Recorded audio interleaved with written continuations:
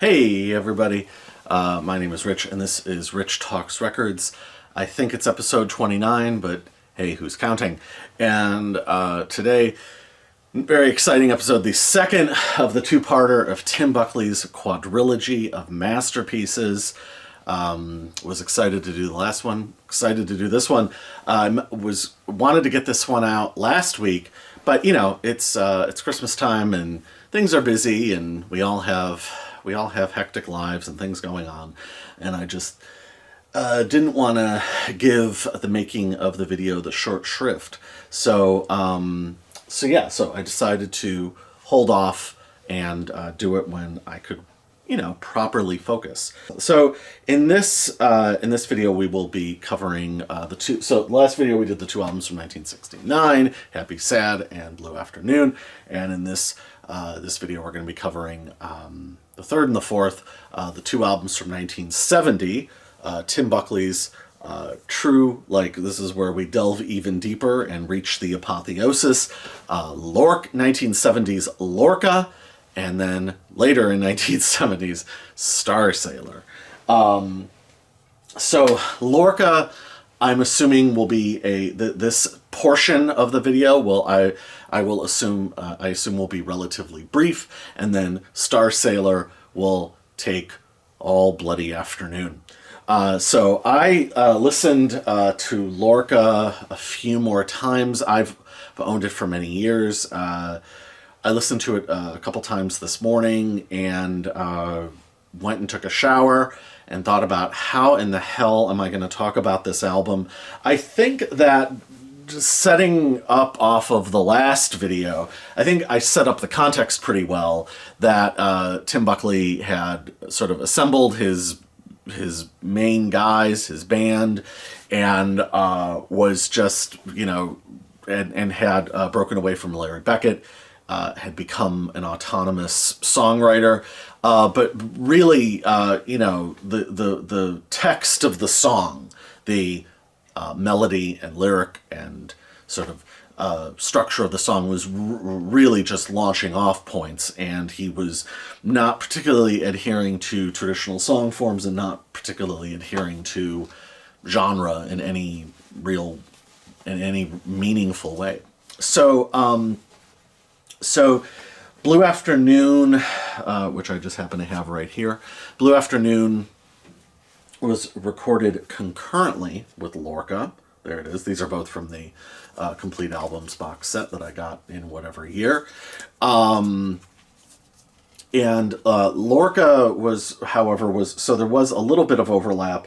Lorca, however, was recorded across 3 days in September of 1969, specifically, for Pete's sake, specifically the 18th, 19th, and 26th, and recorded in Glendale, at whatever the name of the studio was in Glendale, California, where he did this. The band is, Tim is self-producing, he's writing all the songs, and the band, and I want to get this right, is now at its sort of boiled down essence. So we have Tim on vocals and 12-string guitar. We have Carter C.C. Collins back on the congas, very important. And new bass player John Balkin playing upright bass, Fender bass, and playing pipe organ. So he's pretty important on this. And then we have Lee Underwood. So John Balkin's the only new addition. Lee Underwood is not only playing the electric guitar, but he is also now playing electric piano. And that will be coming up. It's very important. This album was apparently a favorite of Tim's son, Jeff. I am reading from, if you've never been to Julian Cope's Head Heritage site and you are a music lover, do yourself a favor. It's not updated nearly as frequently as it used to be, but do yourself a favor and check out the unsung sections and the Book of Seth sections of that website. I'll link to the website. I'm sure I've linked to it before, but I'll link to it yet again. And by the way, if you have never checked out the links that I put in the video descriptions, like, I put a decent amount of effort into trying to put cool stuff in there. So if you've never done this, or if you've never done that, or you only watch or like on your TV or something, go get the old laptop out and you know, or your phone. I suppose you can do that, but you know, I'm not, you know, I'm a bit of a Luddite, right? So at any rate, check that out because I put some cool stuff in there. Just saying. But at any rate, the Head Heritage site is incredible, and there's a guy named Emery who wrote a review of Lorca years ago. Let's see, do we know what year he would have written this? We don't. At some point, Emery, whoever the hell you are, wrote this review, and he has a quote from one of Jeff Buckley's journals. I guess they were published somewhere at some point, or he fucking broke into Jeff Buckley's house. I don't know. But this is Jeff Buckley's commentary on the album Lorca. Check out the electric piano on Lorca. Ha! The vocal. Ha! He actually wrote out ha. So funky. That song is nasty funk. Nightmare sex funky. In the context of Tim Buckley land, that work Tim did was it. That was it. In memory of my father, when I die, you can all remember my admiration of that period. They hit it. They certainly hit something that no one else can touch.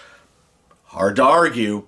I don't know quite about the funk aspect. We'll get into that.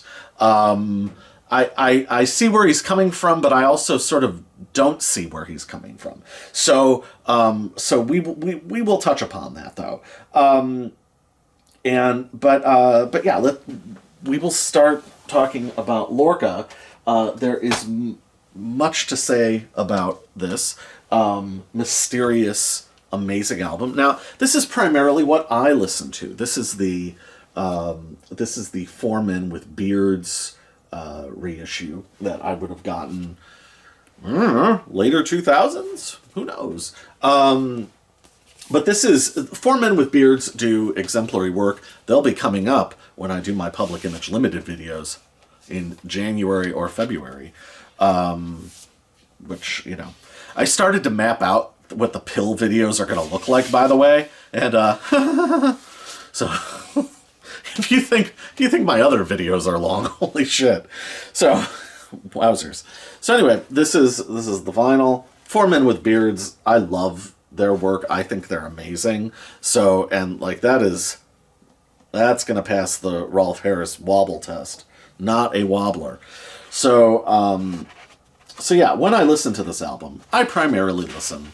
I don't really listen to the CD. I listen to this because with an album this sparse and unproduced, the individual musical elements are that much more immersive on vinyl. So it's, you know, it's one of those albums I just think works better on vinyl in a lot of ways. Kind of like the Velvet Underground's White Light, White Heat, or Jesus, any number of Neil Young albums. I don't know. So yeah. So I guess I'll start out by briefly touching upon, where the hell is it? Is it here?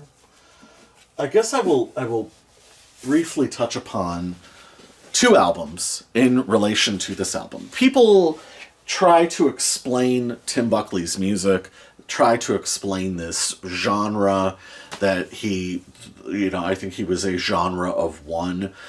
Certainly by this point he was well into it. And mostly what people focus on is jazz. And that's an easy jump and a logical jump because Tim Buckley was so immersed in jazz and not particularly really a folk singer or really a rock and roller so I get that, but I kind of relate this album mostly, speaking of funk, to there's long stretches of with no rhythm or propulsion or propulsion or percussion. But I relate it to this. This is, of course, the second Funkadelic album, 1970s Free Your Mind and Your Ass Will Follow. One of my favorites. One of the greatest albums of all time. But this album has always felt like a horror movie filmed like in forests in the Midwest on the cheap on Super 8. It's always felt to me like if John Waters made a horror movie like in northern Indiana, is sort of how the sound of this album and the vibe of this album. Lorca is kind of like that. There is also a sense with both of these albums that there are no adults supervising. There are no there's no A&R, there's no considerations of radio play. There's no one trying to tailor anything for the kids. This is like there were no suits to be found. They both have a similar weird Midwest horror movie on the cheap, filmed in a forest on impenetrable gray days sort of vibe, and then getting into spooky night driving, right? So that's the album I related to most. The other album I related to, and this is not in terms of sound or content, but just in terms of one particular weird aspect of it that as the years have gone by, I all of a sudden put together one day when I was listening to it. I had it going on the stereo, and I was like, wait a minute. And that is maybe kind of a weird connecting point, but you just go with me on it. This is Iron Maiden's second album, 1981's Killers. This is the cassette I would have bought when I was 12 years old. I have no idea how the hell I got this by my mom, and the censorious household that I lived in. But this is Killers.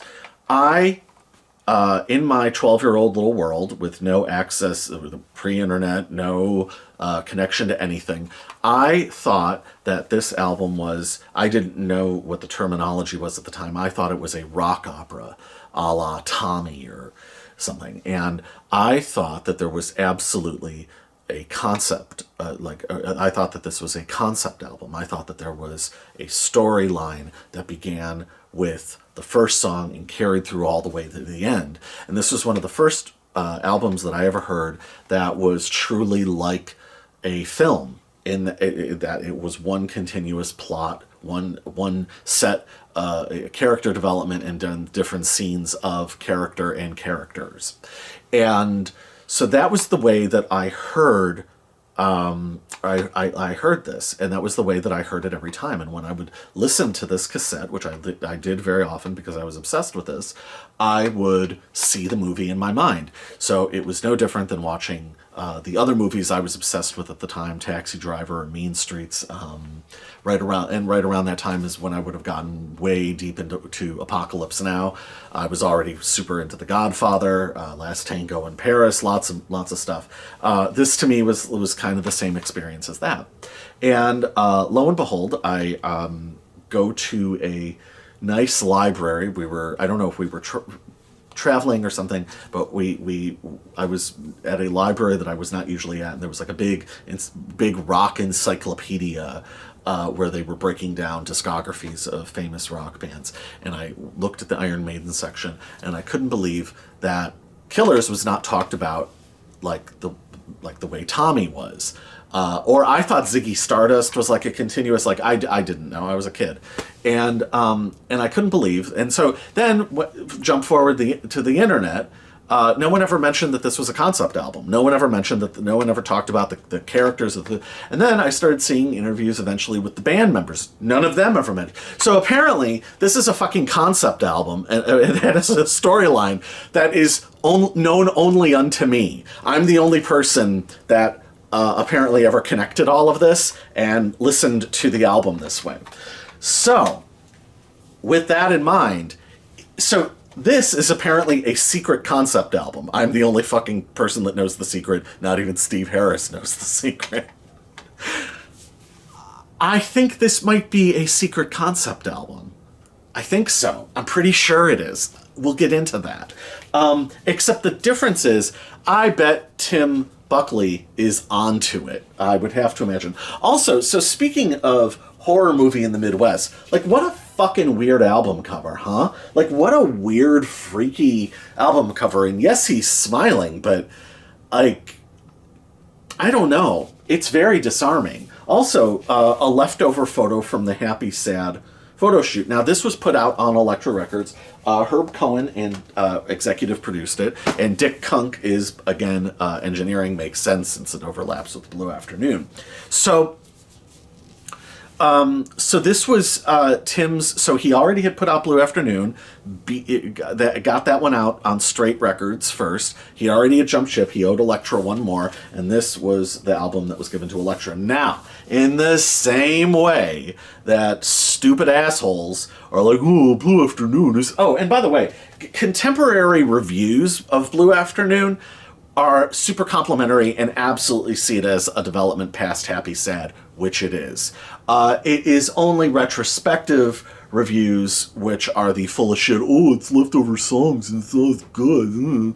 Like, fuck all that. It's absolutely a development. It's absolutely the next stage.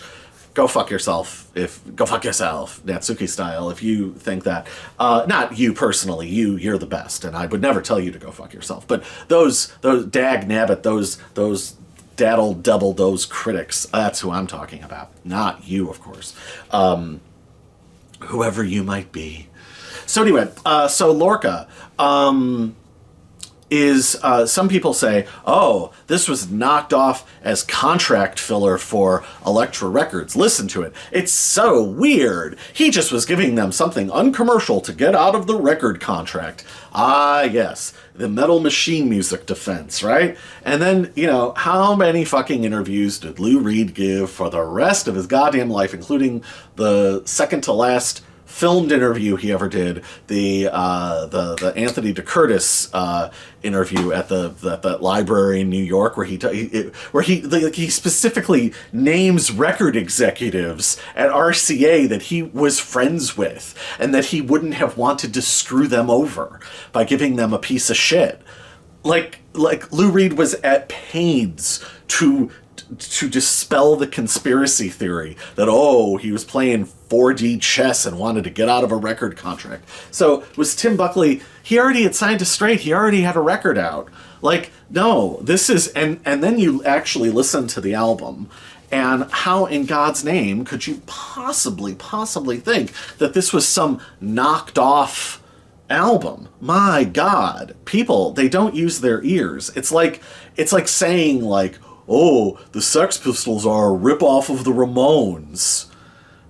Really? Like, there's an influence, but do the Sex Pistols actually sound like the Ramones to you? They never did to me. I don't really hear it. I hear some influence and a little in the Ramalama guitar playing, but not fucking really. They're very, very different, I think. And I think to anyone sort of paying attention, So... if this is a knocked off mess, then this is not. This is a perfect masterpiece. Piss off. So I vehemently disagree with that. So, all of that being said, I suppose we can get into this little CD, huh? Little guy, God bless him. That complete album set, if you can find it, really is cool because, like I said, I think, it's the only way that I got a copy of the first album, Blue Afternoon, and then the last couple. So yeah, just saying. So anyway, Lorca, finally. So, named after slain poet, and I'm going to get this wrong, oh my God damn it, Richard. The slain, assassinated, like John Lennon and Pier Paolo Pasolini. Federico Garcia Lorca was, I believe, a Spanish poet who was assassinated. So Tim Buckley, he was assassinated, I want to say in the 30s. I might be wrong about that, but Tim Buckley was kind of obsessed with his works and named this album in tribute. Now, things begin with Lorca, and it is, talk about throwing down the gauntlet. I mean, we are now way removed from Happy Sad or anything like that. I mean, this is now Happy Sad is in some ways sort of pop music compared to this. So excuse me. Lorca is just a few seconds under shy of 10 minutes, and it almost sounds like a Halloween fright tape or something. It almost sounds like spooky sounds. Like it is, and it's a lot of it is Balkan's pipe organ playing. I mean, it is scary sounding, and it's scary and weird, and then you have Tim Buckley coming in over the top of that, and there are Carter C.C. Collins is basically just not on side one. Side one is basically just drumless and rhythmless, and like has all of the oxygen sucked out of it, and is pretty like it's imposing. It's imposing, and so you have. So I could be wrong about the instrumentation, and I don't know if there were overdubs. I don't know, but from what I hear, and I might be hearing it wrong, you never know, I think that Tim Buckley's acoustic 12-string is the only guitar that would be on it. And what I want to say is Lee Underwood on electric piano and Balkan on pipe organ are sort of like dueling at each other. And there are moments that feel like the distended beginnings, like the first seconds of what Ray Manzarek would do a year later on Riders on the Storm. But it never takes that much shape. It's amorphous, imposing music that at some point sounds like really overdramatic and like they're trying to be spooky and trying to be scary, but then at other points it actually is scary. And it is, I think it is an absolutely amazing piece of music. And I think that, Tim's vocal, I mean, this is, there's no overdubs, there's no effects. This is like the last two albums, but even more so. It really is just the sound of these guys in the room. It doesn't sound like there's any editing. It doesn't, like, it all just is amorphous and free floating. And I think the thing about when I've talked about like the sort of nascent genre that he started with Happy Sad, or that had the beginnings of with Goodbye and Hello.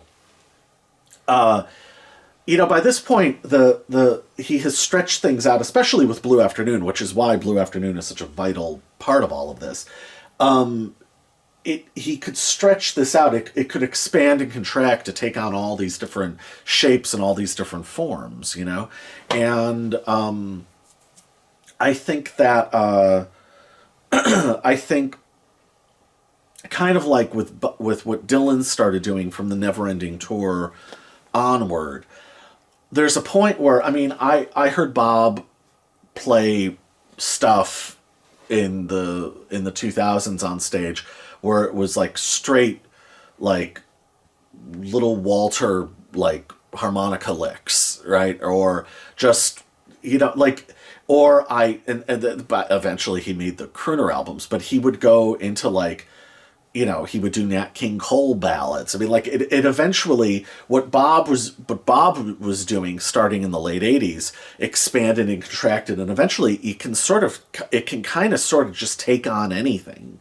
And at some point, kind of anything, what starts out as sort of its own modest set of aesthetics and its own sort of fledgling sense of identity eventually expands and contracts and expands and contracts and can just sort of take on anything. So that is sort of where we're at with this, that it can take on something that is self-consciously spooky and weird, but then actually is, because there's no break, there's no wink, there's no nothing. It is this self-contained, very, very, very weird, expansive piece of music that is just sort of unlike anything else that you're ever going to hear. There just isn't really other music that sounds like this. So Lorca gets off to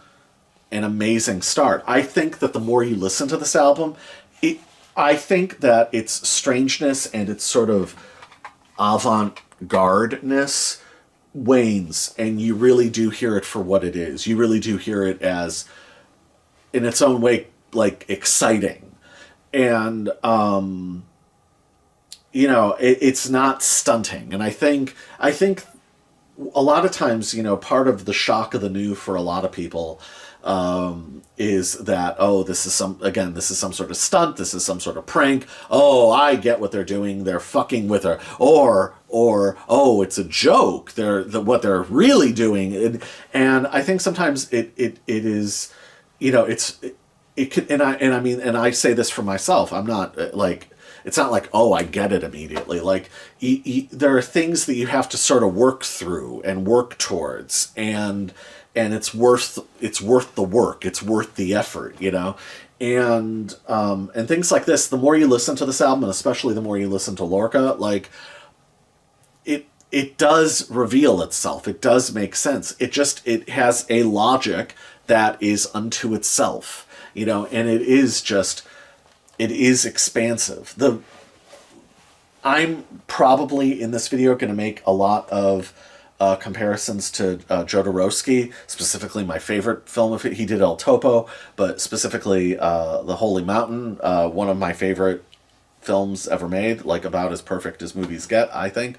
And I'll be talking about him a lot in this, but so as much as I'll be talking about Jodorowsky in this, but in a way, what Lorca reminds me of is Ken Jacobs, who did another one of my favorite movies ever made, and again, one that's really imposing because it's something like 6 hours long, but Star Spangled to Death.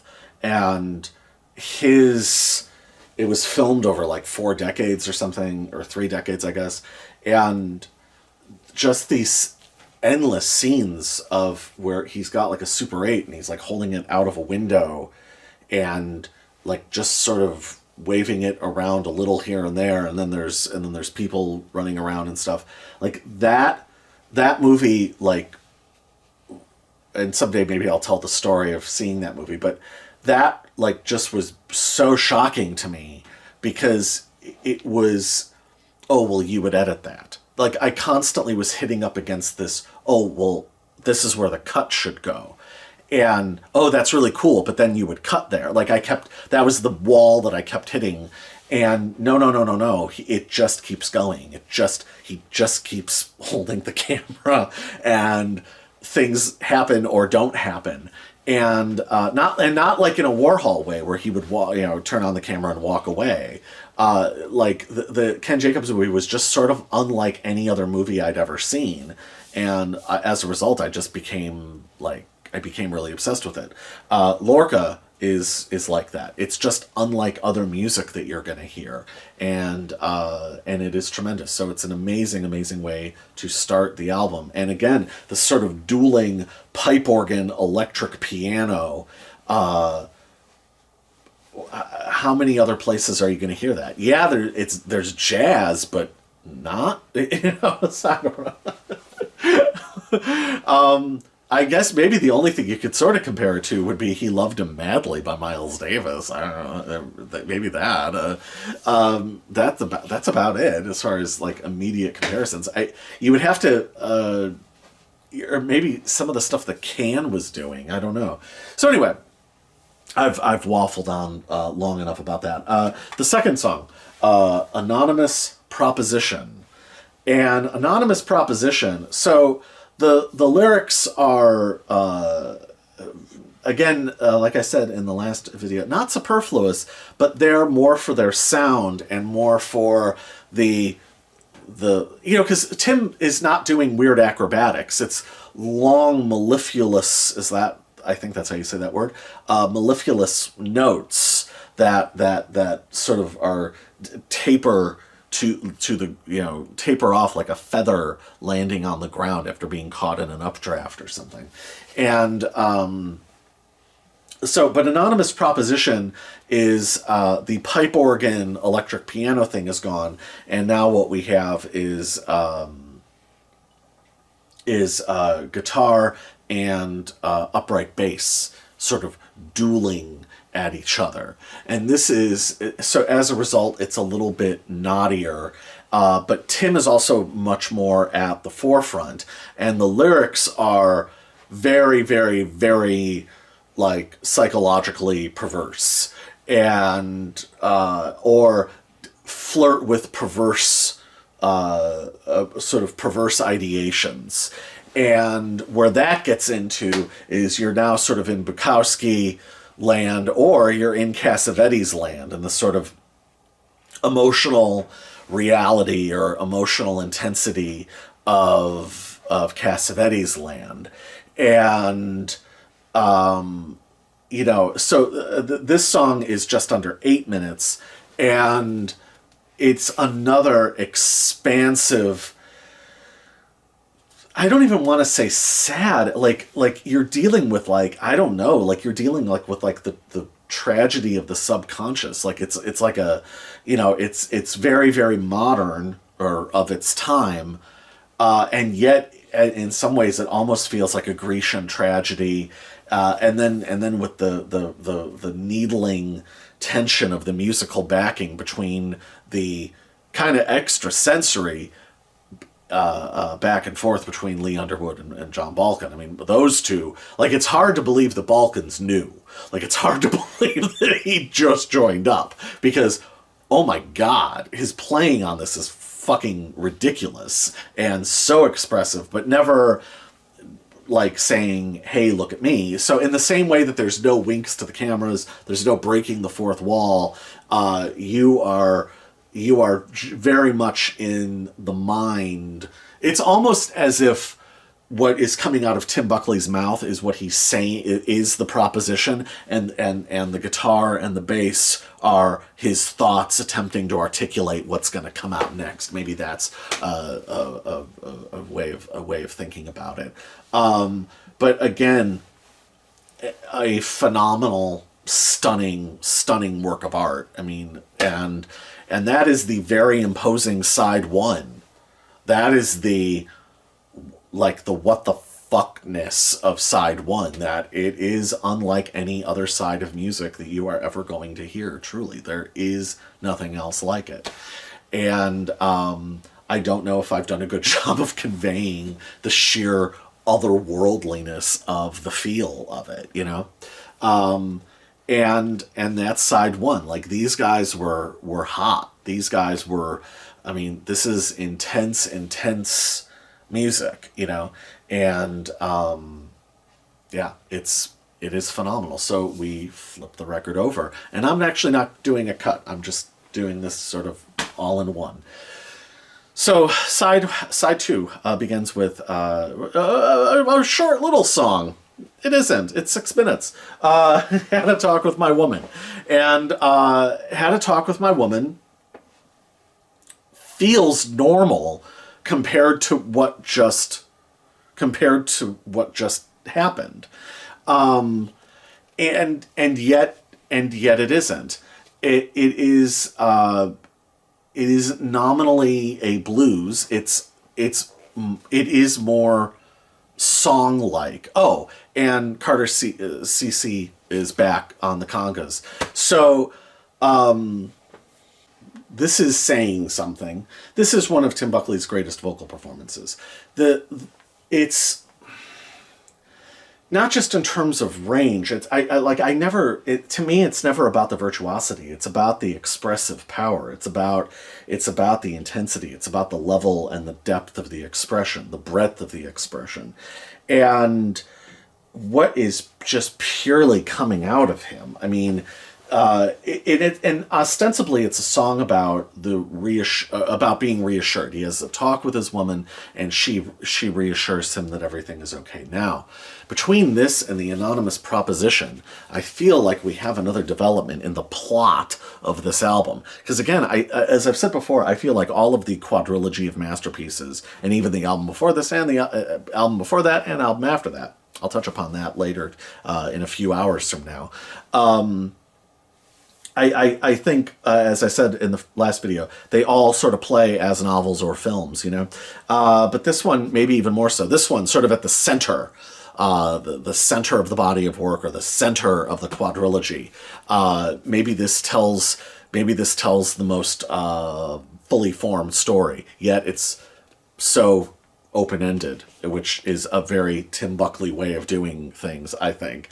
But as a vocal performance, and as like one kind of long sonorous melody that you just follow, and it is absolutely fucking gorgeous. And what Carter C.C. Collins is doing is underpins everything beautifully, and it's probably the closest that this album gets to a Buzz and Fly type of soaring over the mountains sort of beauty. This is emotionally probably a little closer to home, a little more direct, a little more real world fear. Because it is more emotionally vulnerable, especially within the context of the album.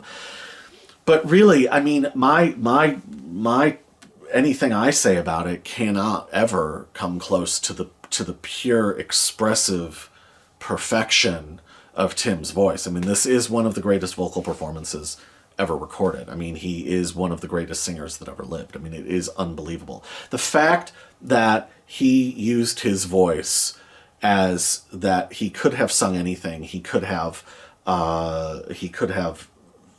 been any sort of professional singer in any capacity, but the fact that he used it for this, the fact that like Jimi Hendrix or Neil Young, or like used all of this technical skill and all of this innate talent to forge into wild, uncharted directions.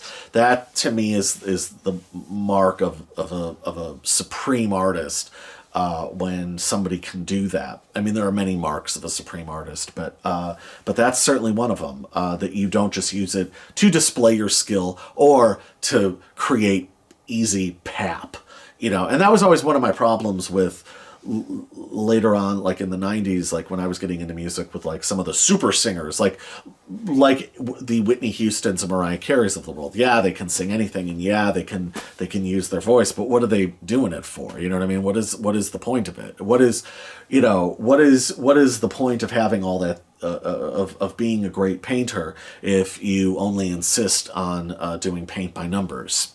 You know, what is the fucking point? And Tim Buckley, the fact that he used his voice for a song like this, unbelievable. I mean, it's unbelievable. It is, and also this is where, with Lee Underwood on the electric guitar, this is as I've sort of alluded to, this sort of loose idea of the band. Like, this is the band sort of This could have been on Blue Afternoon. This is just the sound of those guys playing, and it's a wonderful, wonderful thing. And if you like that from the previous records, like, you would like this, because it is perfect, you know. The next song is Drifting. Drifting is another very long song. It is a little over 8 minutes. And Drifting is... Jesus. It's the next logical step past Had a Talk with My Woman, where she reassures him, but he's pretty sure that that things are not all right. And what is so amazing about this song, and what Tim does with the song as a songwriter, but also as a vocalist, is he's both things at once. Like Prince's, one of the reasons why Sign of the Times is such a masterpiece, because it is macrocosmic and microcosmic at the same time. But that's usually split out between the different songs, right? What is so phenomenal is this is macrocosmic and microcosmic at the same time, and it drifts between those two. It oscillates between those two things. So you have the wrenching emotional intensity and the depictions of what is happening in this relationship, because that's ultimately what we have here. We have what is taking place in this relationship, this doomed relationship, and so you have these.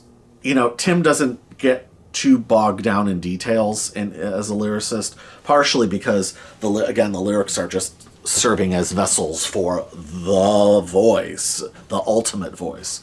So you don't want to get too, Jimi Hendrix. You don't want to give Jimi Hendrix too many charts. You know what I mean? You want to leave him room to do what he does. So it's the same. He's the Jimi Hendrix of the voice, right? So you have these fleeting but really precise fucking details of wrenching emotional reality, contrasted with the sort of macrocosmic, the cosmic of the drifting between you and me, and what's my perspective and what's your perspective, and just those feelings of those, and I tended to be in these kinds of relationships when I was a younger man, these really weird, intensely symbiotic relationships. So Tim would have been, he still would have been 22, 23 when he made this, so still, again, very young guy, and 23, yeah.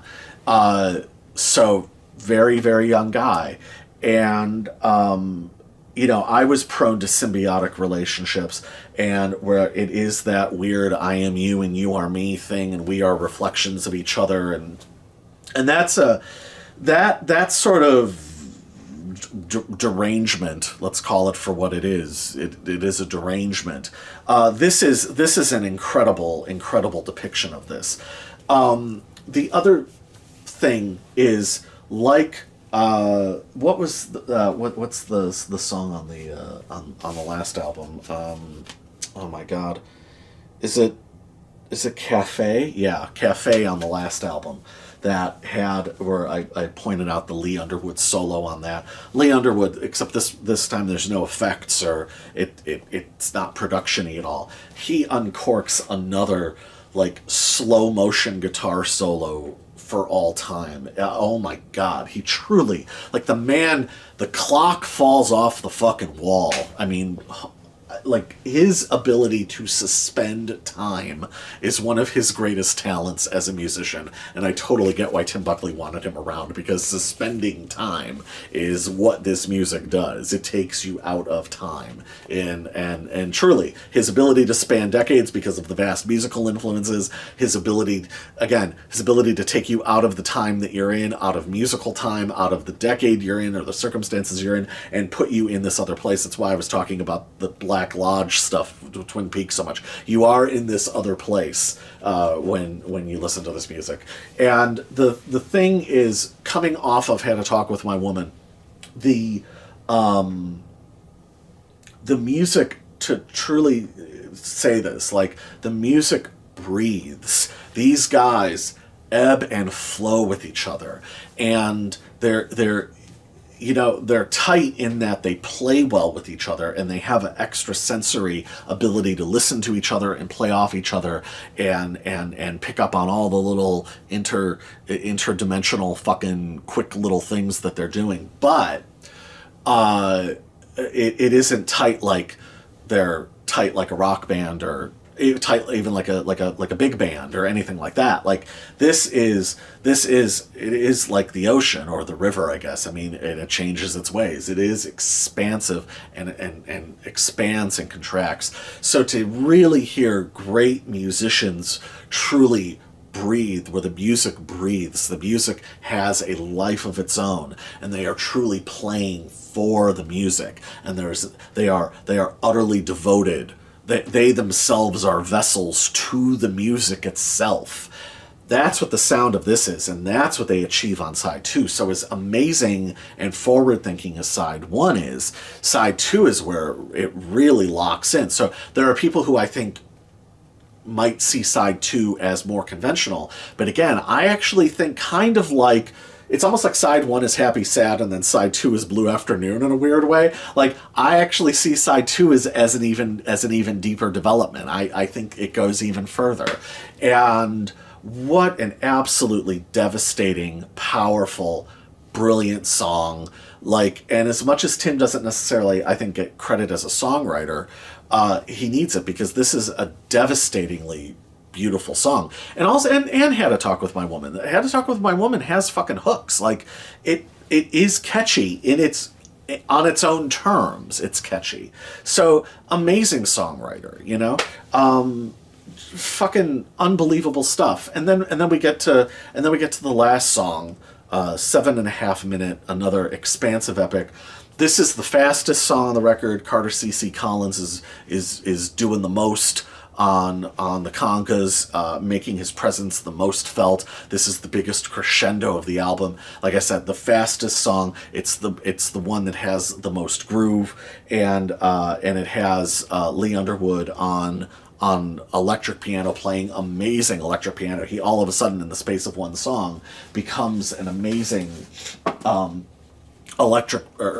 in the space of one album, becomes an amazing electric piano player. And kind of like the electric piano on this record is one of, because it's so guitar dominated. The guitars would be Tim Buckley's voice, right? But the way Bernie Worrell kind of steals the show at times with his electric piano, and adds to that weird desolate Midwestern feel. That's what you have here. It's funny, they both have big expansive openings, and both the electric piano is the unlikely MVP of the thing. It is funny how there is a crossover between these two albums from the same year, right? Because this is also from 1970. It's interesting that there was that connection happening somewhere out in the stratosphere, right? So Nobody Walkin' would, again, if it wasn't for the fact that it was 7.5 minutes, would again be the catchiest. And also, I think Had to Talk with My Woman, and then Drifting. Like, Drifting is truly like modern blues. It has the same desolate feel of Robert Johnson. It has the same, it does. It just has that same vibe and intensity to it. And then Nobody Walkin' is like, Nobody Walkin' would be then maybe closer to like something akin to like a jump blues, except again on its own terms. And it could be a catchy song. Somebody could boil it down to a tight, catchy, very hooky 2.5 minutes, but that's not where they're interested in, and that's not where they're going. So again, it is another expansive, powerful, and Tim is up in his upper register. And it's funny, again, how avant-garde this album is, and yet Tim's singing is actually really controlled. He's not going that nuts with his voice, especially compared to like Gypsy Woman, or like, it actually is very controlled singing, and the intensity is all very controlled. So, and he's not doing like Patty Waters kind of shit, The lyrics, though, are, there's the lyrics. The lyrics take a turn, and what I think and where I think this is about a doomed relationship is what sort of exposes itself. So it's 7.5 minutes. So I never timed it because I'm too busy actually listening to the music.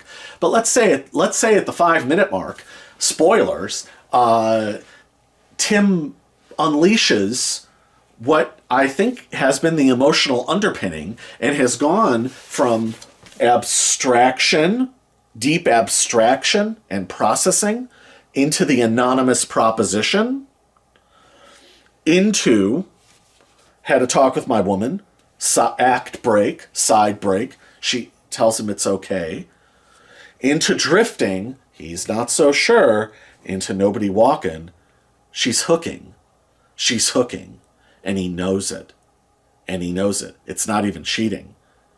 Like, this is the girlfriend experience 35 years early. And he knows it, and he doesn't know what to do about it. And I think he's partly into it and also cannot grapple with that. I think that's the story that's being told on this album. Fucking Cassavetes kind of stuff. But Cassavetes told in a fucking Pasolini Teorema / Jodorowsky kind of way. Fucked up.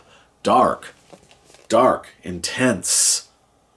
This is a very serious album. This is not a knocked off thing. This is an intense, serious statement. It's as serious as Lou Reed's The Bells or anything, right? Or as any of the more self-conscious. It's just that it's not all in the text, right? And, but it is. It presents itself as more off-putting, maybe in an avant-garde way, but it actually isn't.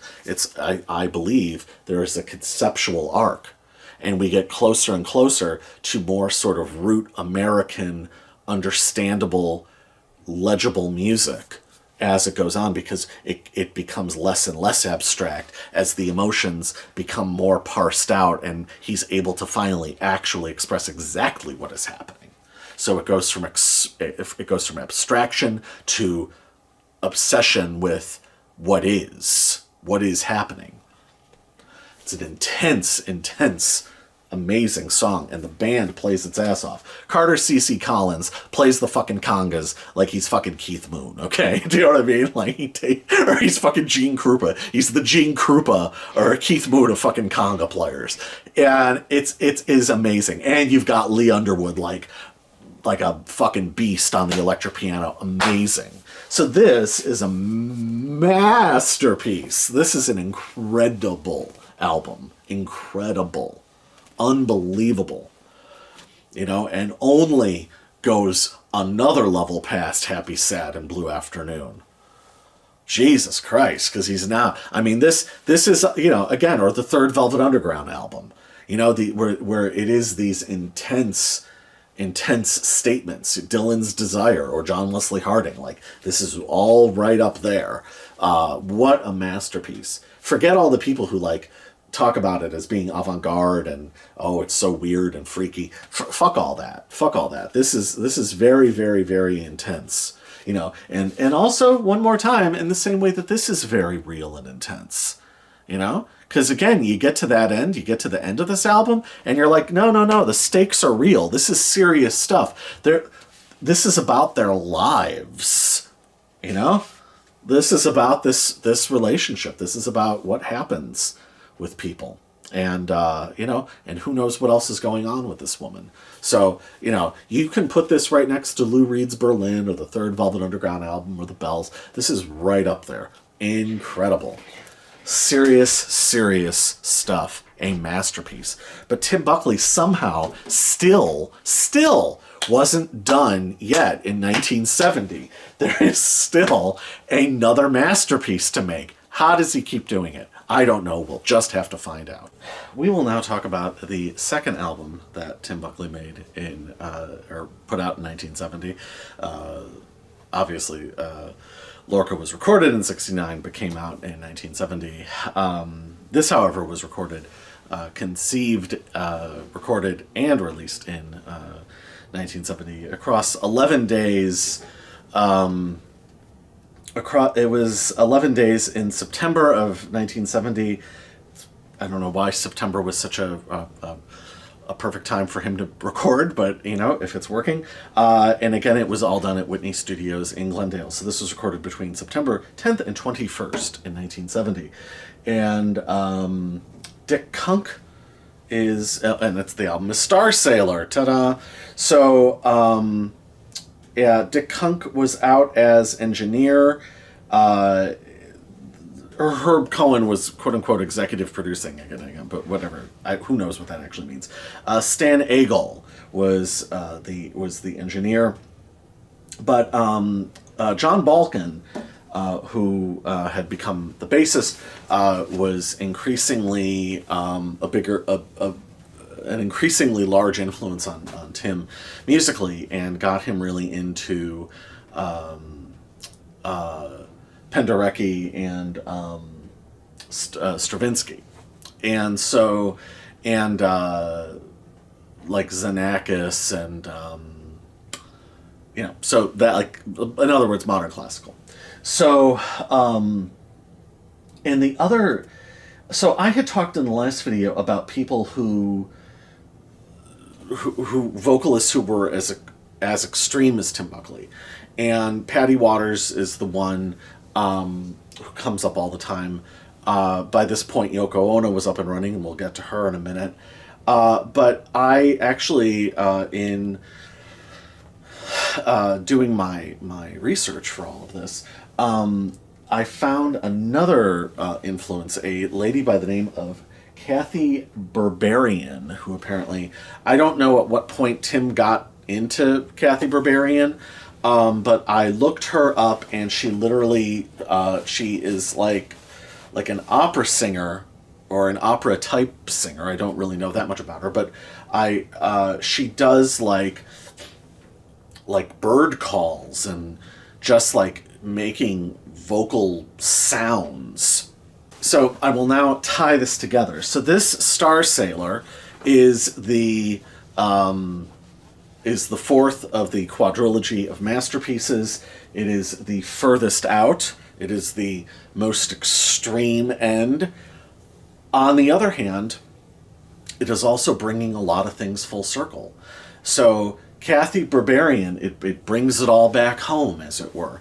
Kathy Berberian made bird sounds and all sorts of sounds. If you recall back in the first video, what did Tim do as a child? He drove around imitating cars and dogs, along with singing Miles Davis trumpet lines. So, full circle. Now, let's bring another aspect of this album full circle. I really have not mentioned much about Larry Beckett since about midway through the last video. And, you know, 1969 was a tough time for a lot of people. Larry Beckett had about as rough of a 1969 as you can get. Larry Beckett was drafted and spent 18 months being bounced around army stations, and was not the army kind, and he was desperate not to go to Vietnam. And Larry Beckett went AWOL, was captured, put in the stockades, and then eventually, I guess, dishonorably discharged. So poor Larry Beckett makes his way back to California. So the man who wrote "No Man Can Find the War," right? No man could find the war, but the military-industrial complex fucking found him. So, poor Larry Beckett, my God. I mean, what a hellacious... I mean, that's something that nobody in my age group and younger has really had to contend with. I understand that the people who go into the Army now do like double and triple the amount of tours that people did in Vietnam. But I think there is a fundamental difference that you are signing up for it. And so poor Larry Beckett, he makes his way back to California, hooks back up with Tim Buckley. So Larry Beckett is back. He's back. They immediately start writing songs together again. How fucking beautiful is that? So Tim has, in going out to the farthest reaches, is now finding artistic inspiration and, for lack of a better way of putting it, like intellectual or creative justification for the things that he was doing instinctively as a child, which I think is a very beautiful, important thing. And his fucking man, Larry Beckett, is back in his life. And they're back writing. Like, how amazing is all of this? Tim wanted to work with him. Like, so fucking cool. So, and you know, he's got Lee Underwood, he's got Balkan. The only difference, the percussion wise, is Carter C.C. Collins, regrettably, is now gone. Because he was awesome and he got more out of the congas than anyone has any right to get out of a set of congas. But we have Maury Baker on percussion, and not to say anything at all against Carter C.C. Collins, but Maury Baker on percussion, wow, huge, amazing, like amazing. To go from the congas to what Maury Baker is doing on a full range of percussion is a little like going from black and white to color. And that's not to slight Carter C.C. Collins, but just Maury Baker makes full range of what he has. But also we have further sort of strengthening the Frank Zappa connection. We have the Gardner brothers, Bunk and Buzz. So Bunk Gardner is on alto, flute and tenor saxophone, and Buzz Gardner is doing trumpet and flugelhorn. I sometimes have a very hard time telling trumpet and flugelhorn apart, so I'll be fucking that up all across the rest of this video. So don't, if you're like, hey idiot, like that's a flugelhorn that you're referencing, just go easy on me, okay? Be kind. That's all I ask. Lee Underwood has now moved over to just the pipe organ. Balkan is strictly on bass, and Lee Underwood is doing the pipe organ and electric guitar. Oh, and fucking Tim Buckley has now moved to electric guitar himself. He has now moved away from the he's playing an electric 12-string, but he, for the first time, has plugged in, and so Tim Buckley goes electric on this album, which seems insane to say, but that has happened. So, and the legendary, he's done a lot of album covers, you could go look him up, the legendary Ed Thrasher took the photo here, and I always love the, like, hey, just another great day in California cover, because it does not at all hint at what is contained on the inside. However, what I do love, and I don't know, maybe it's just me reading into things, I absolutely love the extremely utilitarian, extreme minimalism of the back cover. Just a very just the facts back cover with this like little photo up here, and then empty white space. And I feel like this is like the first indication that some things may not be what they seem with this album, you know? I would say that, to use the great Edwin Canestracci's phrase, one of my favorite phrases, or terms, I guess, because it's not a phrase, it's a term that he made up, which I love, is this is easily, of the quadrilogy of masterpieces, this is the masterpieciest of the quadrilogy, and it is the one that the critics kind of dote on the most. I guess we'll just get into it. Yeah. So first song on the album is written solely by Tim. He writes, I think he has 4 solo writing credits on this, but the rest are collaborations with Larry Beckett. So the first song is "Come Here, Woman." One of the things that's striking about this album is especially compared to Lorca, is the relative brevity of the songs. So, you know, the first couple songs are like 4 minutes, and so the first song is "Come Here, Woman," which seems like it is actually a continuation of Lorca. And there's a seemingly formless introduction, and it is sort of is a little all over the place and strange, and it feels just like disparate parts, and that is the first section of the song, and then it starts to kick in, and then there's a tempo shift, and I guess slash mood shift, where it becomes a lot more rhythmic, but kind of in a, not in like a rocking or a jazzy way, but almost like you're on a boat, like the rhythm of the boat, going back and forth is the rhythm to it, as opposed to, let's say, the train track rhythms of Chuck Berry, for instance. And what starts to come up is, and I already referenced this already, but basically the tone of this album is like this film, Jodorowsky's The Holy Mountain, except if Jodorowsky maybe wrote it and did the set design, and maybe some of the casting, but then the actual direction was done by Stanley Kubrick. So, like, florid, intense, but then, like, vacuum sealed and at a remove. And it is one of the tonally weirdest albums ever made, you know? And then when you're just sort of beginning to understand the second part of the song, you know, and again, it's 4 minutes, so these shifts are coming quick. It then reveals itself to be a triptych, a boiled down triptych, as opposed to the expansive triptych of Love from Room 109.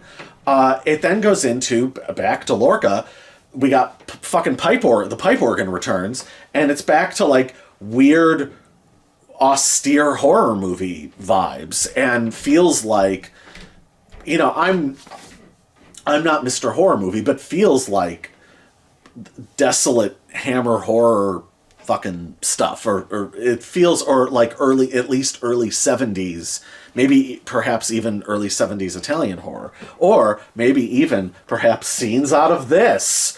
It is just a fucking bewildering piece of work, and then it ends. It just sort of comes to a stop, and there is very much a sense of, what the fuck was that? You know, the other thing that you notice. Oh, and I should say the first part is almost Brian Ferry-esque, early, like first two Roxy Music albums, has kind of an every dream home a heartache sort of vibe. I feel like some of the phrasing, and some of the more eccentric enunciation choices or emphasis, it totally would have influenced Brian Ferry. I could see Brian Ferry being really into that. The other thing is, and I was actually going to just make this point, whereas Tim Buckley's albums up to this point have been extremely naturalistic to a degree, to like an extreme degree, or an increasingly extreme degree. We're kind of a little bit back to Goodbye and Hello, so that's another circle that's coming all the way around, is we're a little bit back to Goodbye and Hello, except in terms of there being a self-conscious production. Except this was largely the work of Jerry Yester, right? And this is all Tim, down to when Larry Beckett would go to the studio to observe the sessions.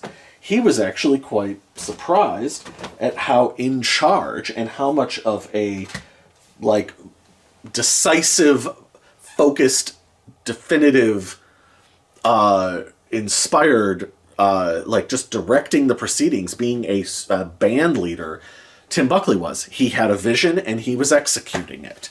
And he wasn't deferring to anyone. He knew exactly what he wanted.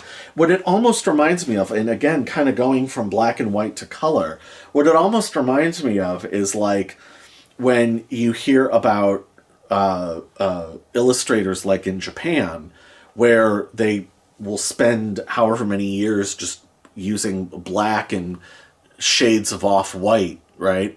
And after a few years, then they'll add blue, and that's sort of what this is. Like, he's now using the studio as an instrument. So he has now, like, explored so much with his voice, explored so much with his little shifting group of musicians, his band, if you will, that this is now the next development. He's now really going behind the glass. It isn't just hitting,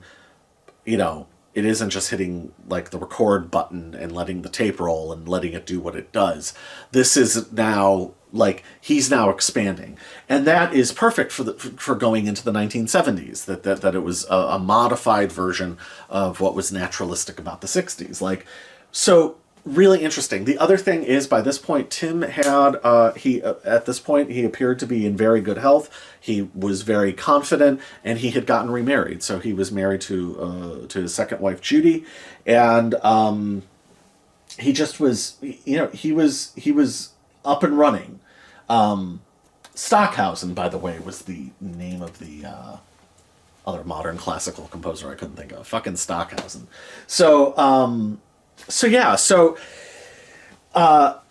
Excuse me. We go into the next song, I Woke Up, which is a co-write with Larry Beckett. So that is the first song they wrote when they started writing songs together again, which I think is very fitting, right? I Woke Up, what a new beginning. And I Woke Up is another sort of odd, seemingly amorphous composition, but with another one that is 4 minutes that like ends very abruptly. But again, it has this sort of weird, I don't even know what you would call it. It's almost like abstracted flamenco music or something. It's, his ability to sort of push, almost like create subgenres within his own genre, and also it's interesting to have Larry Beckett's writerliness, though I guess Larry said that he didn't really get to fully finish the lyric because Tim sort of grabbed it and was like, okay, we're making a song out of this. But again, these two strange experiments with form and formlessness and sort of pitting them against each other, it's absolutely fascinating. So the third song on side one is Monterey, which is the closest we come to something that has like a riff and any sort of groove or anything that seems that it would be rooted in, rhythmically speaking at least, in blues, and is not just a showcase for Tim as an electric rhythm guitar player, but also the first time Maury Baker gets to kind of really like show what he's got. And it was, the lyrics written by Larry Beckett, of course, are a tale of jealousy, but Tim turns it into the way he sings and like the guttural intensity and passion. He turns it into something else. I mean, it could be a song about the Underground Railroad. It could be a song about from the perspective of a slave on the Underground Railroad. It could be a perspective of a song it could be from the perspective of a slaver. It could be, I mean, you could take it in a million different directions. It could be, so I could keep going.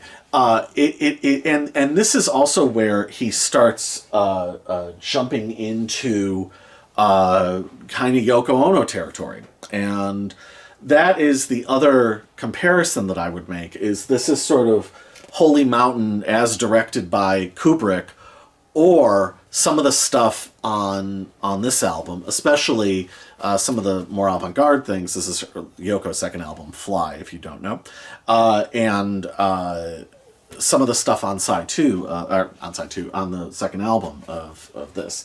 And he does kind of go into the Yoko Ono high cackling, into that sort of territory. But truly just a weird, fearless, amazing song and an amazing piece of work. And one of my favorites. Like, it's just so nuts and intense and like fever dream that I absolutely love it. The next song, though, but talk about avant-garde. It's one thing to be avant-garde where you're just being like weird and challenging all the time, but to truly be avant-garde, you will then do something like this. You will, to use David Lee Roth's immortal phrase, take more left turns than a mosquito. One of my favorites, and that is the next song, Moulin Rouge. Moulin Rouge is, what is it? Yeah, it's just under 2 minutes. And it is I believe the term is a chanson. It is a chanson. It is Tim always wanted to sing in different languages. He claims, so I don't know, maybe he is, but he claimed on Lorca to be at points singing in Swahili, though maybe he is, and I'm just not like realizing it. But he always wanted to make different. He always wanted to do things in different languages, so he tasked Larry Beckett with writing a lyric partly in French, partly in English, and it is wonderful. There's a much maligned later Birds song, and I don't even remember the bloody name of it. What is the name of it? At any rate, it was co-written by Skip Batten and Kim Fowley. And I first heard the song. I didn't know it had anything to do with the Byrds because it doesn't sound anything like the Byrds.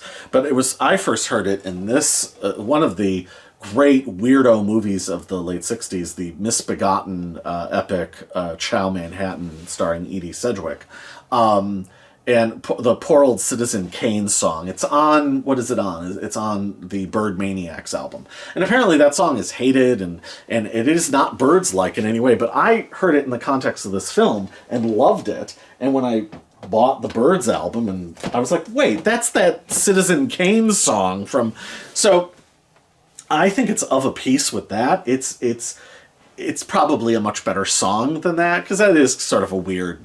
It's a very eccentric song, but the Gardner brothers, especially Buzz Gardner and on the muted trumpet, committing to that, is amazing because they really do sound like a small band that would be playing in some in some lounge somewhere in Paris at the time, and it's just a charming, beautiful little song, and kind of picks up again on some of the possible themes from Lorca. So it's interesting that keeps recurring, right?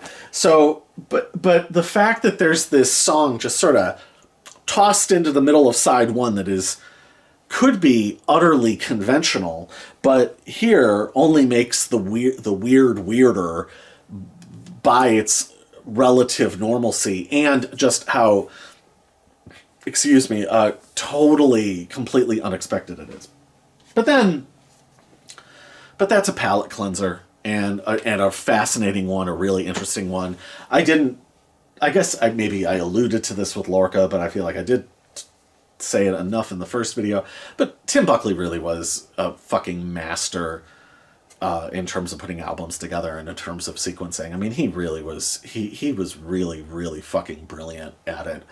And I think that, as I have aged and gone on as a listener, I mean, for me, the Beatles were always the template for making, like, how you sequence albums and how you make statements, albums and singles and EPs for that matter. Like, they kind of mastered it all and mastered the artwork. Like, the album or the record, whatever EP, single, or album, as a statement unto itself, right?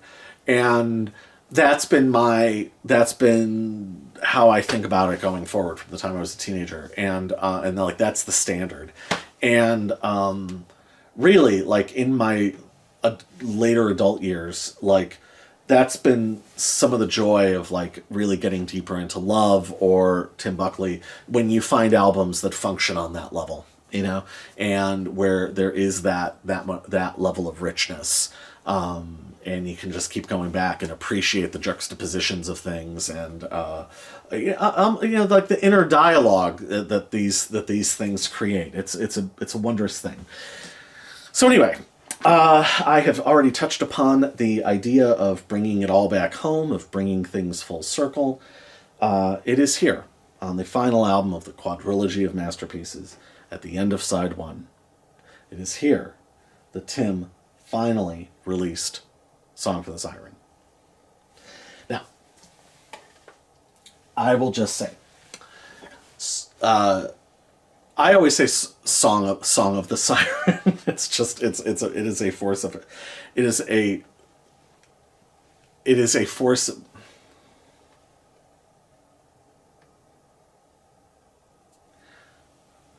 I always say song of the siren. It is in fact song to the siren. It is a bad habit that I picked up ages ago.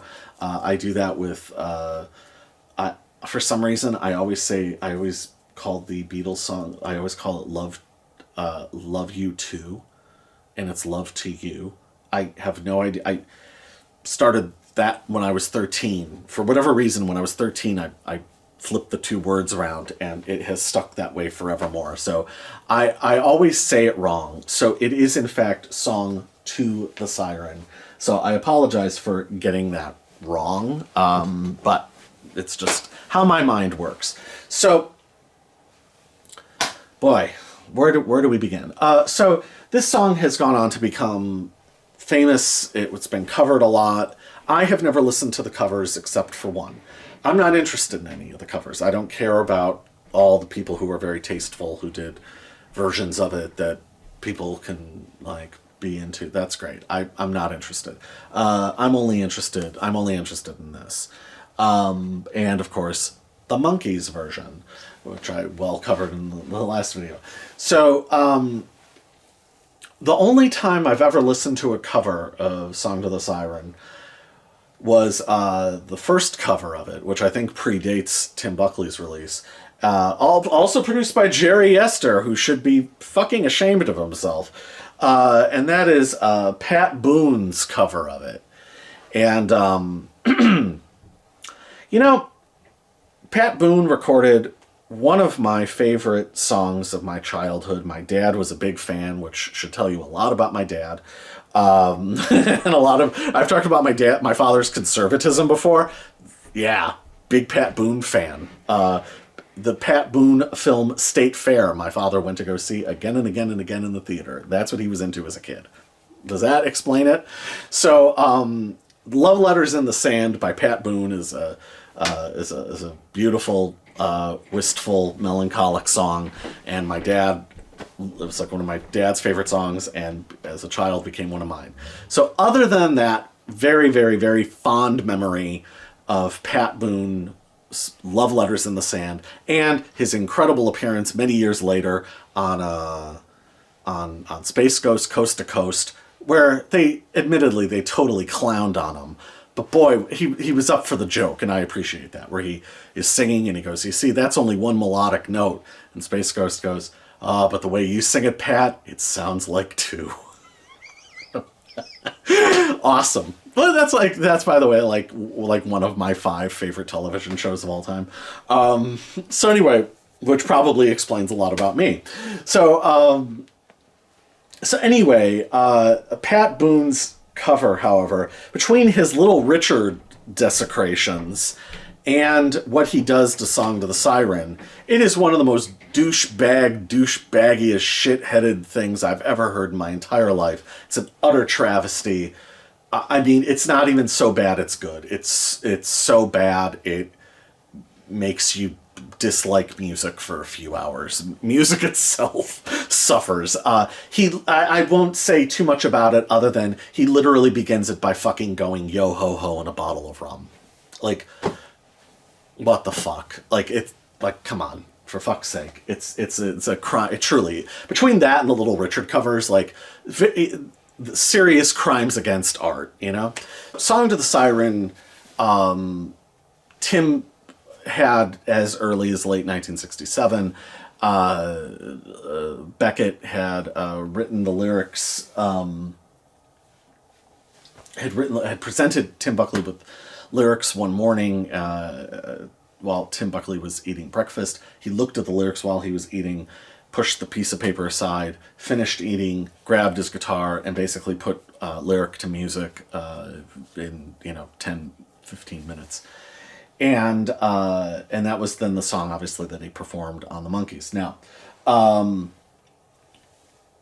flash forward to, and it was the song that he was the most proud of. However, he encountered a singer named Judy Henske, who clowned on the lyric of the song, "I'm as puzzled as the oyster." And that is how it is sung on, that's how it's sung on the Monkees, which I always loved. I loved the kind of the Lewis Carroll sort of surrealism of that. It felt, that to me felt Strawberry Fields, I Am the Walrus, like shifting language around. It felt very Syd Barrett to me. Like, I was super into it. But apparently she claims that this story has been completely distorted over the years, that she actually was pointing out how much she liked that lyric. But Tim Buckley was a hypersensitive guy as a result of what he perceived as this criticism of the song, this rebuke to the song. He thought the song was flawed and didn't record it. So that's why. So it is on here in its original sort of conventional style, and so that was recorded at least in the middle of '68 in that way. But then it's not on the next. It's not on the next 3 albums. So Beckett agreed to change the lyric to child, or to newborn. "I'm as puzzled as a newborn," which Tim Buckley then amended to make it fit phonetically, newborn child. So I'm just going to read, because I love that original lyric, and I'm just going to read a quote from Larry Beckett as to why he wrote that lyric. "A pearl is an object of great beauty caused by a grain of sand getting inside the oyster's shell, which seemed apposite to me. What with the sea imagery and the sailor and siren confronting each other, will beauty or pain rule all? But Tim believed the song was flawed and could never be performed. Even though he agreed that it was the best song he ever wrote, he always self-sabotaged."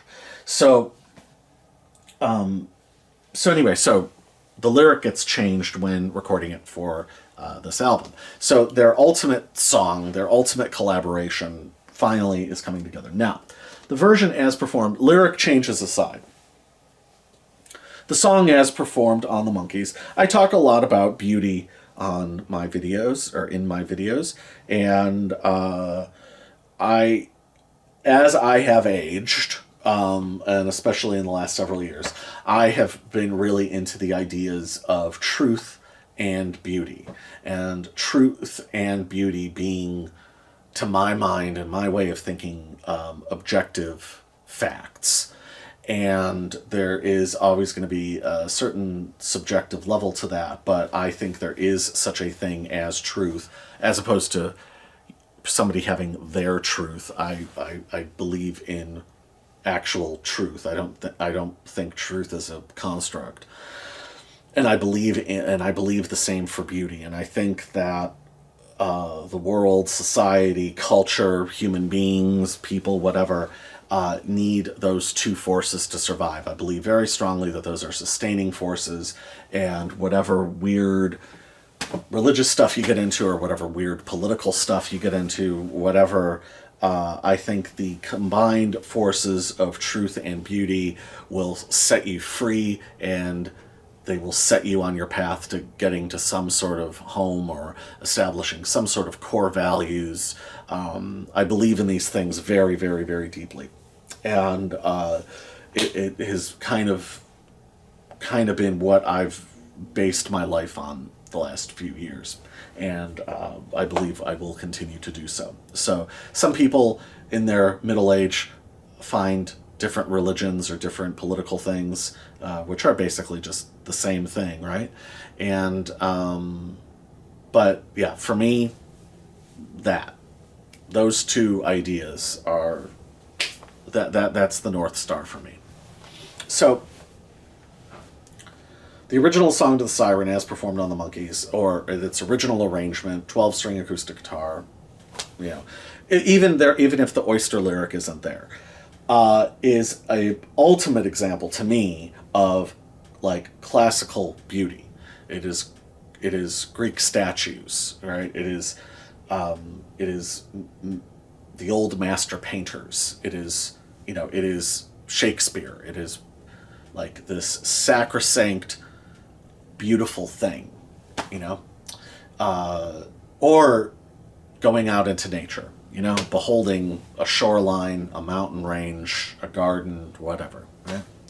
A jungle, fly the oceans in a silver plane, see the jungles when it's wet with rain. One of the greatest lines in a song of all time. And I'm sure I'll talk about that at some point more someday. So that's the original Song to the Siren. This is challenging beauty. This is beauty. The first time I heard this, I'll be honest, I thought, oh, why did he do that? That was my first thought. That was my first impression. I didn't go, oh, wow. It was challenging beauty. It was unconventional beauty. And I had to work to find the beauty in it. He sings the timbre of his voice is totally different, and not because of age or something like that. It is the song has so it's simple skeletal electric guitar, and then Tim has overdubbed his voice into an ethereal nighttime staring out at the stars celestial choir in its different vari speeds, and you would think that it's like a woman's like very high soprano, but no, it's just Tim some vari speeding and actually using the studio as an instrument, and it is ethereal, terrifying, celestial, even more melancholic, and he sings it in a less classically beautiful, more rough-hewn, more human manner, so you have a more human version than hard juxtaposition of what's happening in the background. So it's almost like you have cinema verite with Kubrick visuals happening, like, the end of 2001 juxtaposed against like cinema verite documentary in the foreground, and I didn't understand it at first, and I found it too jarring and too, I just wanted the classically beautiful version that he performed on the Monkees. I was like, that's perfect. Why do you need to do anything else with it? And no, this is as much of a masterpiece. This is the greatest oral painting possible of their Beckett and Buckley's single greatest song and their greatest moment. And it is his crowning artistic achievement. And I get choked up every time I listen to this. It is, and it is such a deep and profound song, that, again, I'll really never be able to convey everything that it means to me, other than I think that it's, if you believe in past lives, I I don't know that I do, but if there is such a thing in my past life, I love this song, you know, and I'll probably, if there is such a thing as lives in the future, then I will love it again in the future. It is the, probably, I guess, then the single most timeless thing that he has ever created. And the fact that he saved it as the side closer to this period, this run of albums, and that he, for after spending years making photographs, that he made it's not even a painting, it's a collage of a painting and a photograph, and except really, really huge on it, like a really, really, really huge canvas, like unbelievable. It is a staggeringly beautiful work of art, and I think one of the greatest things ever recorded, and by anybody, and that's how side one ends. So then we flip the record over. We ended side one with music being as good as it gets. So side two begins with another soul writing credit by Tim, and this is Jungle Fire. And Jungle Fire, kind of connecting to Monterey. This is sort of, I suppose, like abstract political commentary. I have read critiques and analyses of this song that, again, kind of, though in Monterey it's more coming through Tim's performance. I have read analyses of the song, looking at it again from all sorts of different perspectives. The thing that I find interesting about it is it kind of like some of the best Rolling Stones stuff from the late 60s, early 70s.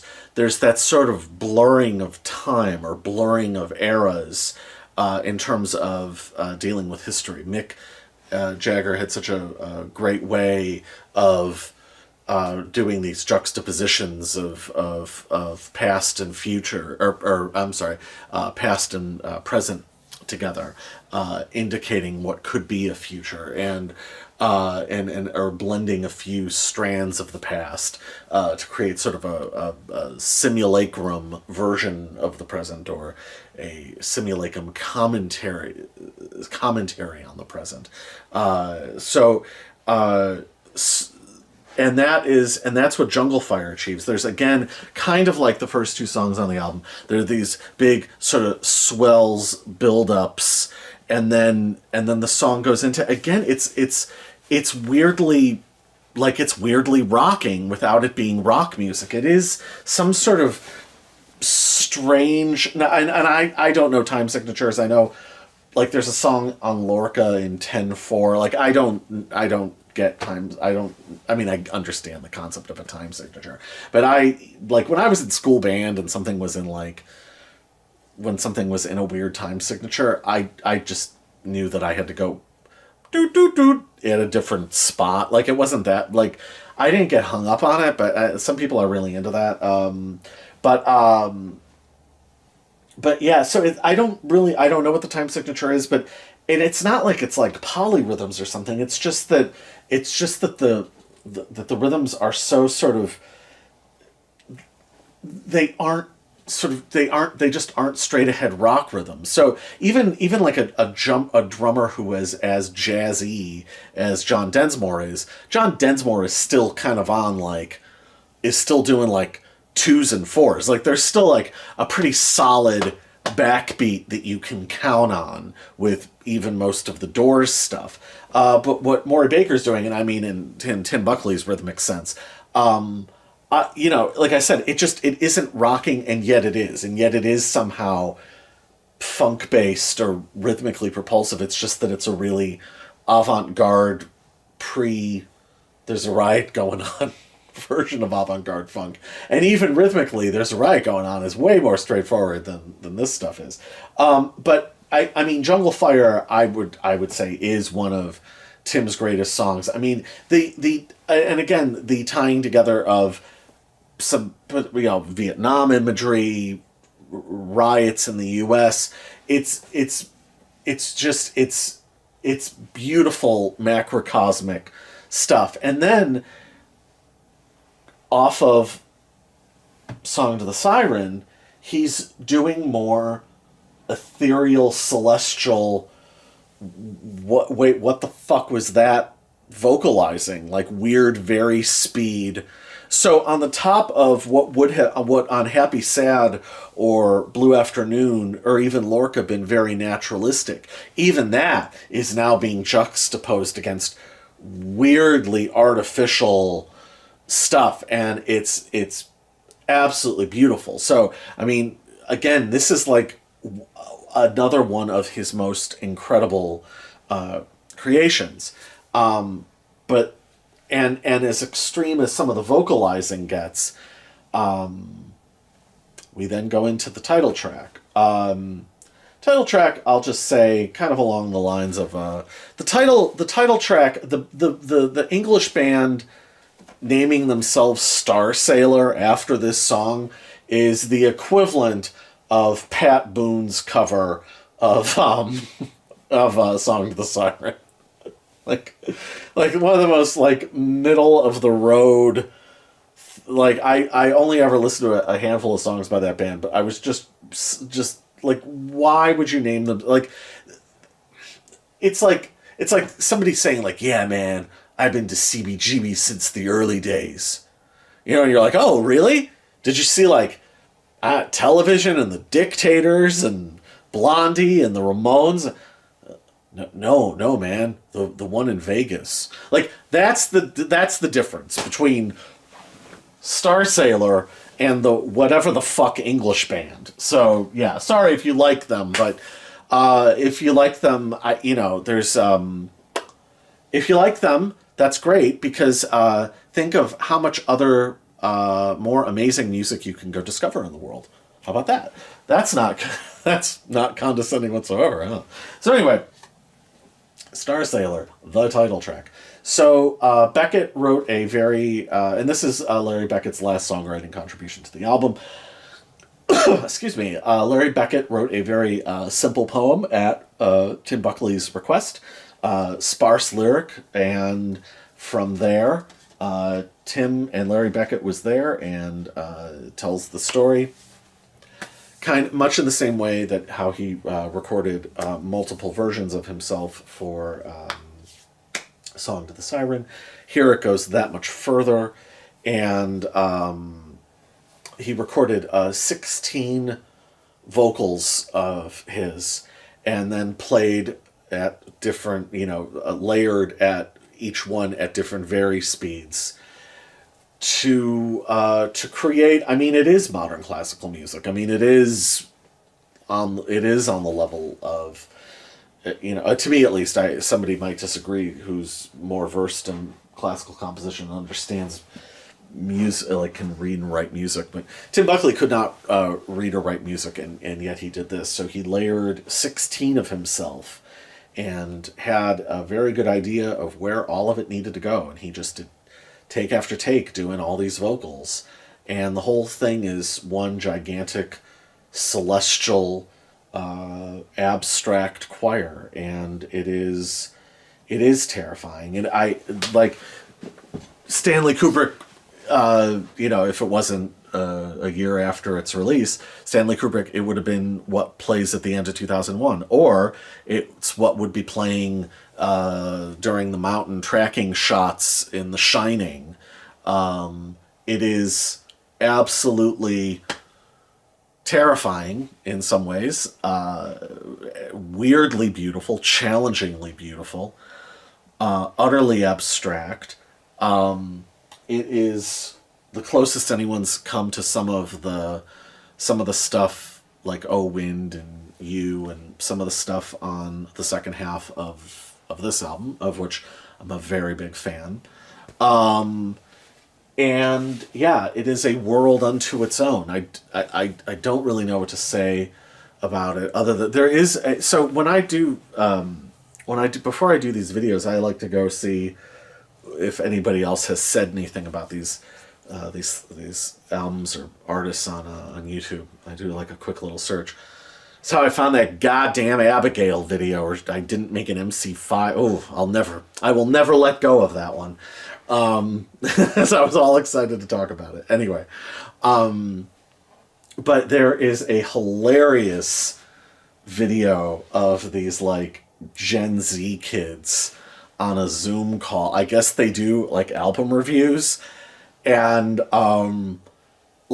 it is kind of hilarious because it's like straight out of like Central Casting. Like there's like the girl with the blue hair, there's like the guy with like the Antifa flag behind him. I mean, it's like straight like college kids of like it is hysterical. And like watching these kids like slack jawed like listening to this song, because it's more of like a reaction, like it's not a straight reaction video, but it's like them like reacting then reviewing, I guess. And I only watched like a few minutes of this thing because to put it delicately, I didn't think I was going to get a lot out of it. We'll phrase it that way.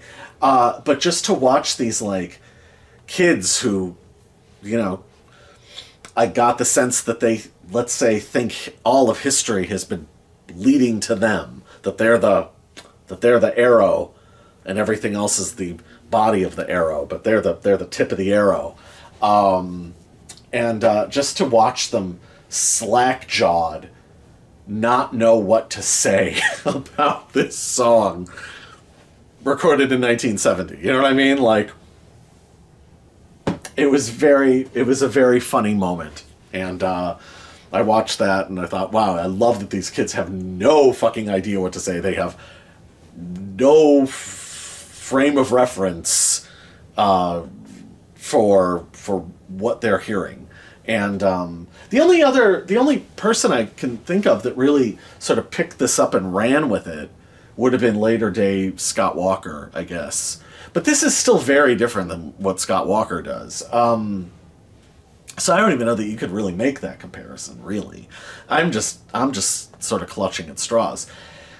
But it is, I mean, this is the farthest out of his genre.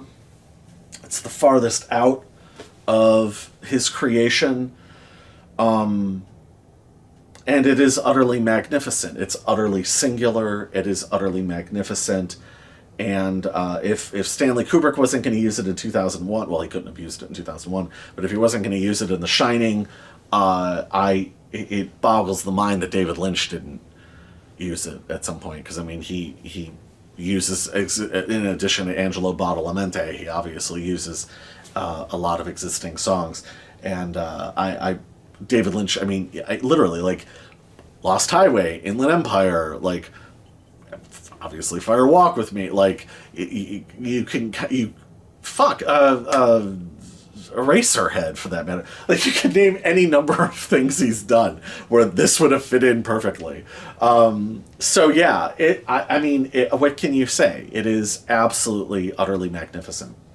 And Larry Beckett's lyrics are beautiful, but almost besides the point. I mean, because it's beyond language at this point, you know. But I still love that it's a songwriting collaboration, and that Larry Beckett's, some of his sparsest lyric writing gives then the most room for Tim's voice. I love that. And then we go, and the last two songs are sole songwriting credits. The Healing Festival. Again, the ethereal, celestial choir that is also somehow totally excoriating and scalding. The light that can either light you or burn you. That is the layers of voices is back.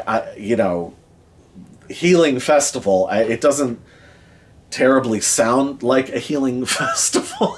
And this is, again, kind of like Jungle Fire. Like, this is another, like, like weirdly rocking or weirdly propulsive. Like I'm just at a loss. I don't have the vocabulary to describe it. But just the fact that you have these electric guitars and you have this drummer who is creating these, to use the word again, these like roiling rhythms that, like I said, aren't, again, they're not like straight polyrhythms, or that it truly is unto itself. And then Bunk Gardner does absolutely beautiful saxophone work. And it kind of becomes at least recognizable then as like a jazz piece. Like you at least have something to sort of cling on to, because you've already had some moments on this album where, and the last couple albums, where they are so genreless that and I love Healing Festival. I love the extremes to which Tim is pushing his voice, and I find all of that thrilling and exciting and deeply beautiful. And that's the thing about Starsailor too. Like, ultimately, it is beautiful. You have to hear it, like, you really, but it is utterly mesmerizing. It is unlike anything else, And if you like Metal Machine music, if you can hear Metal Machine music as something other than noise, imagine 4 minutes of that, but with voices. Like, that's another way of thinking about it. Like, Jesus Christ. I mean, supreme fucking artist, Quadrilogy of masterpieces, god damn it. And then we get into the last song, Down by the Borderline, kind of again, sort of a counterpoint to Moulin Rouge, sole writing credit. Again, this one, it sort of flirts with kind of like in a weird way how I Woke Up sort of vaguely flirts with like being flamenco, and there's almost some like really distended, slowed down, abstract, could kind of be flamenco if you squint on Anonymous Proposition on Lorca. Like, I guess it's south of the border, but like, again, sort of like, what the fuck? Because, and also Tim, and this is the most naturalistic song on side 2, certainly, maybe even on the whole album. But it just goes off, and again, Tim's extreme vocalizing and just the fearlessness of what he's doing. And this is where he really goes more into just purely making sounds. And, the last 2 songs are sort of a piece, and at least bring you back to some sort of grounding in rhythm and in just loving how great the Gardner brothers are, and Lee Underwood, who I sort of criminally haven't talked about enough on this album, but he sort of, he meshes with Tim's electric guitar really, really beautifully, and yeah, it's, it is a phenomenal statement. It is a masterpiece. Pretty much every single moment of these 4 albums are perfect. I mean, there's not a single song there's nothing on there where I would say like, oh, I don't know about that. Like, I mean, it is a phenomenal run. And so Tim Buckley went on tour. This album and Lorca stiffed. Unfortunately, nobody was buying them. Starsailor, the kind of like Pet Sounds, the rap is that Starsailor got really terrible reviews, except for Downbeat, which gave it a glowing review. But if you go back and look at contemporary reviews, especially the English, are very, very, very respectful towards it. So I have never actually fully read any of the quote-unquote bad reviews. I know there's at least one that's been quoted a few times, but yeah, it is so they went on tour, and Tim just kept getting more and more extreme, and kind of a prefiguring sort of Neil Young's confrontational "Tonight's the Night" sort of performing style. They eventually weren't, not only were they not doing older songs, they eventually just weren't even doing songs off Starsailor, and Tim got to a point where he really was just doing animal sounds and car noises and stuff. Like he got to a point where he was going fully like non-language in performance, and the tour came to an end, and Tim was unfortunately sort of at a state of financial ruin now.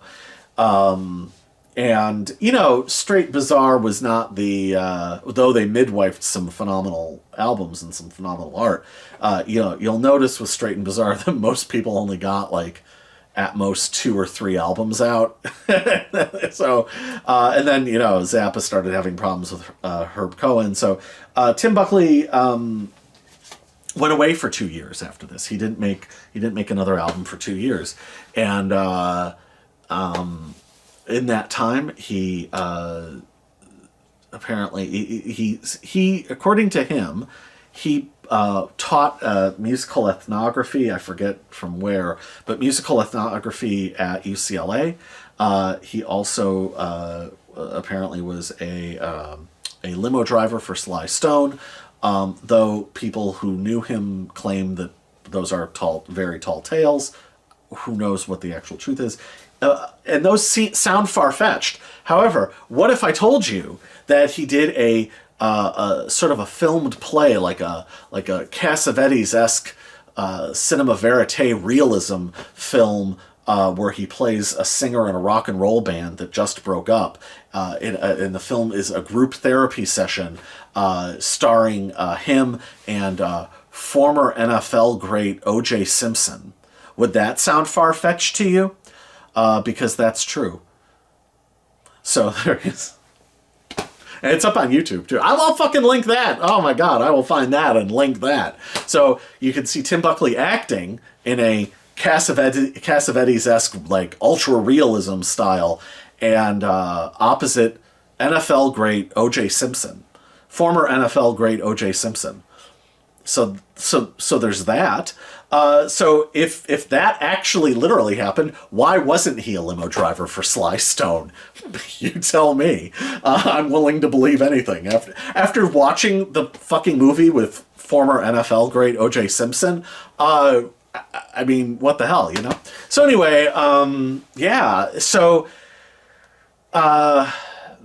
yeah, he didn't do anything for 2 years in terms of recording. And when he finally did, when he reemerged, and someday I will review the final 3 albums. When he reemerged, he came out with this, 1972's Greetings from L.A. And I have focused on the quadrilogy of masterpieces. However, you could make the argument that it is actually I don't know if this is a word or not, it probably isn't. You could argue that that there is actually, in fact, a sextology of masterpieces. Because you can make the argument for Goodbye and Hello being a masterpiece, right? Absolutely.